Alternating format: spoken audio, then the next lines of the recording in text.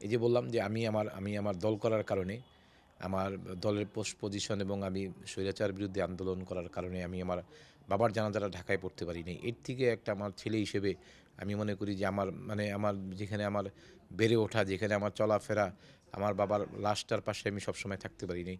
আমার ঢাকার মাঝপথ থেকে আমি লাশের গাড়িতে উঠেছি।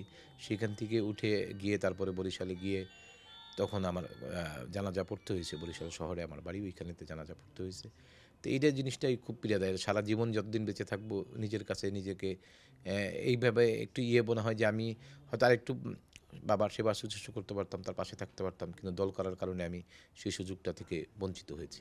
নির্যাতনের দিকটা বলতে ভাবায় কষ্ট দেয় বলতে কি, মনে করেন যে আমরা যদি আমাদের নিজেদের দিকে তাকাই, আমরা সবসময় একটা সময় নিজেদের মানে যে নিজ জুলুমের অত্যাচারের শিকার হয়েছি।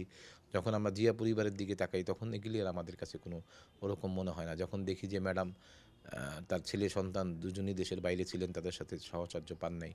যখন আপনি মারা গেলের পরে আপনার যেমন আমাদের ভারপ্রাপ্ত চেয়ারম্যান জনাব তারেক রহমান সাহেব, উনি যখন ওনার ভাইয়ের জানাজা পড়তে পারেন নাই, ওনার ভাইকে কবর দিতে পারেন নাই, এই সমস্ত কিছু চিন্তা করলে জিয়া পরিবারের যে স্যাক্রিফাইস, সেগুলি চিন্তা করলে তখন আর নিজেদের ইয়েগুলি আর কোনো কষ্ট মনে হয় না। তখন মনে হয় যে না, এটাই আমাদের কপালে ছিল, এটাই আমাদের রাজনীতি করতে গিয়ে আমরা এই সময় এই স্বৈরাচারের কাছ থেকে, এই রেজিমের কাছ থেকে আমরা এর থেকে ভালো কিছু আশা করি না।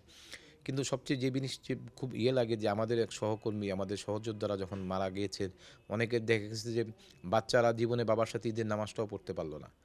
অনেকে আছে যারা বাচ্চারা গুমের শিকার যারা হয়েছেন, তাদের কবরের কোনো হদিস নাই যে কবরে গিয়ে বাবার কবর জিয়ারত করবে। সেই সুযোগটা থেকেও তারা বঞ্চিত হয়েছে। আমাদের যখন ৪ দলীয় জোট ছিল, তারপরে ইসলামী মূল্যবোধের বিশ্বাসী আমাদের যারা ছিলেন আমরা, বা আমরা যারা জাতীয়তাবাদী আদর্শে বিশ্বাসী, আমাদের এরকম হাজারো পরিবার আছে যারা এই সমস্ত মানে সামান্য যে বাবার জন্য দোয়া করবে, কবর জিয়ারত করবে, সেটা থেকেও আমাদের সন্তানরা বঞ্চিত। এটা আসলে আমাদের জন্য খুব দুঃখ বিষয়, খুব বেদনাদায়ক আরকি।